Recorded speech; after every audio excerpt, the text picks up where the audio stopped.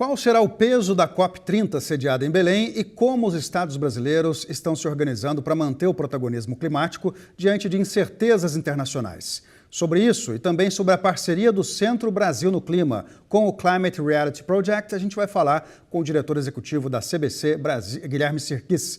Bom dia para você, Guilherme. Seja bem-vindo ao Real Time. Bom dia, Marcelo. Muito obrigado aí pela disponibilidade para poder falar com o público de vocês.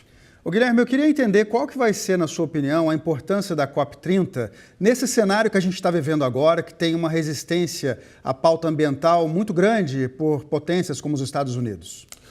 Marcelo, a COP30 ela é extremamente importante para a gente discutir quais vão ser, de fato, as medidas de redução de emissão no momento que a gente vive uma crise climática. E melhor, dizer que a gente vive uma crise socioclimática. Então, é um desafio grande a fazer a COP em Belém, vai acontecer lá. A gente tem oportunidades incríveis para debater isso, principalmente antes, também na pré-COP. Vai ter uma série de eventos, esse, por exemplo, do Climate Reality Project, que vai estar sendo feito em agosto, mas também vai ter a COP aqui em São Paulo dos empresários, vai ter discussão também da COP dos governos subnacionais no Rio de Janeiro, onde vai ser debatido com governadores, com prefeitos de diversas regiões, e vai ter a COP em si, lá em Belém, e que tem uma preocupação muito grande com a questão da logística. A gente tem expectativa que possa sair logo essa plataforma digital para as hospedagens, porque essa COP específica, que é o processo oficial da COP30, ela é direcionado muito para os negociadores e para os observadores, né? Então, os preços estão exorbitantes. Você tem os 45 países que são mais pobres, até o momento eles ainda não conseguiram hospedagem, $1.000 a hospedagem. Então, é muito importante entender que esse pessoal da negociação precisa ser atendido. E a COP ela já começou.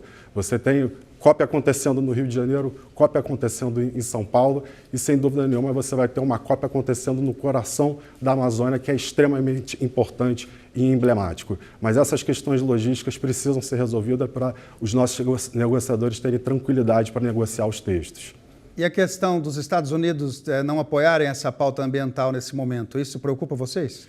Sim, acho que o multilateralismo está em crise, né? Infelizmente, né? Eu acho que a gente já vai começar a sentir que os bancos de desenvolvimento, né, todas as instituições multilaterais vão estar sentindo, e principalmente os países em desenvolvimento. Você, para conseguir avançar com a agenda climática, principalmente de adaptação, que demanda muito investimento em infraestrutura, você depende de recursos vultuosos. É nesse momento que o Trump está se colocando bastante intransigente em relação a essa questão da pauta climática.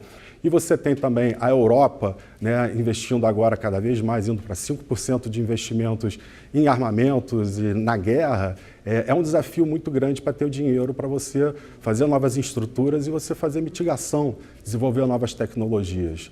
Então, é um desafio muito grande, principalmente na parte que a gente viu que aconteceu no Rio Grande do Sul. Não dá hoje para você construir uma ponte sem você levar em consideração que ela precisa ser resiliente aos eventos extremos. Então, tudo isso prejudica muito a discussão de alocação de recursos para mitigação e adaptação climática. Ô Guilherme, na COP29 em Baku, houve uma grande decepção com o volume de ofertas internacionais aí para combater as mudanças climáticas. Esperava-se mais de $1 trilhão e vieram aí 300 bilhões, se eu não me engano. O que você está esperando para a COP30? Olha, realmente, como eu falei, é um desafio muito grande nesse momento de crise do multilateralismo. Agora, a gente precisa entender que, principalmente quando você fala de adaptação à mudança climática e novos investimentos, né? No caso, o Brasil hoje investe cerca de 20% do seu PIB. Se a gente conseguir investir 1,5% do nosso PIB nos próximos anos, até 2050, a gente consegue chegar à neutralidade e se preparar com bastante resiliência. Investimento em mudança climática é mudar o mindset. É saber que vai construir uma ponte, vai construir um dique, vai construir uma infraestrutura, uma nova hidrelétrica, um novo programa de habitação social. Você tem que colocar o óculos da resiliência climática. É um novo mindset. Os eventos extremos já chegaram. Então, os orçamentos que tem têm que ser alocados e ajustados com o novo paradigma que a gente vive. Então, novos investimentos, por exemplo, também com o setor de energia. O Brasil tem investido 80% dos seus recursos em petróleo e gás. É muito importante que esses investimentos sejam feitos também para a transição energética. É muito importante que esses investimentos sejam feitos para a inovação, para a gente realmente preparar o caminho. Então, com os recursos que já tem, eles podem ser muito melhores aproveitados. Ô Guilherme, como é que os estados brasileiros estão se organizando para manter o protagonismo climático, mesmo diante de tantas certezas internacionais como essas que a gente mencionou aqui? Olha, os estados brasileiros, eles criaram uma cultura e de compreensão em relação às mudanças climáticas, né? Em 2019, a gente lançou um movimento chamado Governadores pelo Clima, no momento que o governo federal estava querendo sair do Acordo de Paris, e os governadores foram fundamentais, porque eles entenderam que investir em resiliência, investir em mitigação, é gerar empregos, é gerar renda na ponta para a população. Então, os governadores foram sensíveis na pauta e você tem alguns estados que têm ganhado muito protagonismo em relação a essa questão do clima.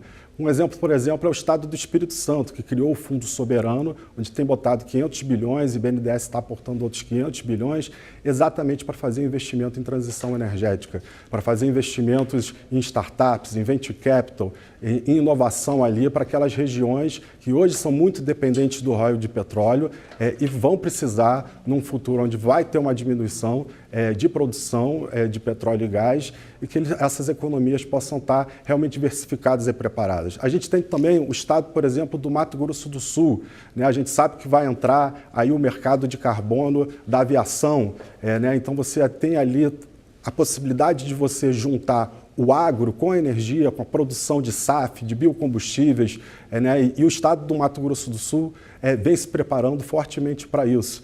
E você tem outras situações mais peculiares, por exemplo, o estado do Rio Grande do Sul, que sofreu bastante, né? Ele está agora também com um plano de transição energética para as regiões carboníferas, né? Onde você tem termoelétricas a carvão.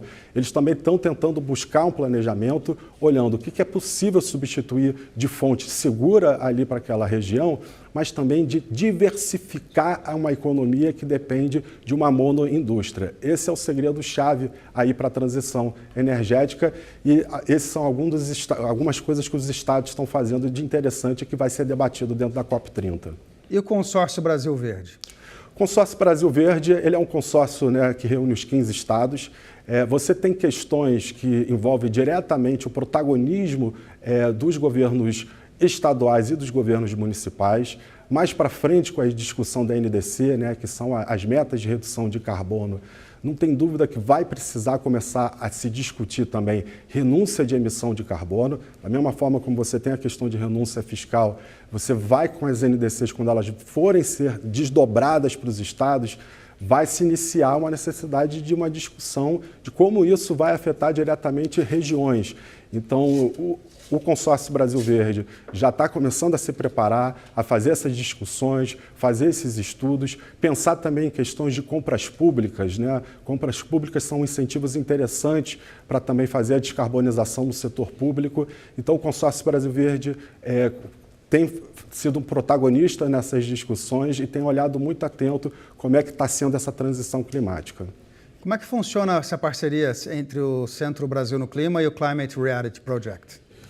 Olha, a gente vai fazer entre o dia 15 e 17 de agosto um treinamento presencial no Rio de Janeiro, junto com o Prêmio Nobel da Paz, ex-vice-presidente dos Estados Unidos, Al Gore. Serão 3 dias de treinamento com Al Gore. E é uma oportunidade muito interessante para todos aqueles que querem compreender e entender mais as questões climáticas, as questões também que como impactam a economia e, principalmente, as soluções. As soluções estão aí e, nesse sentido, o Al Gore traz muito conhecimento, muita capacidade de agregação de investimento. Então, vão ser 3 dias muito bacanas aprendendo no maior treinamento de mudança climática, que é muito famoso, que é o Climate Reality Project. E essa é uma rede que só no Brasil já temos mais de 7 mil líderes formados e vamos formar aí com uma expectativa de mais 1.500 líderes. Guilherme Sirkis, diretor executivo do Centro Brasil no Clima, muito obrigado pela sua participação e bom dia. Obrigado, Marcelo. Bom dia.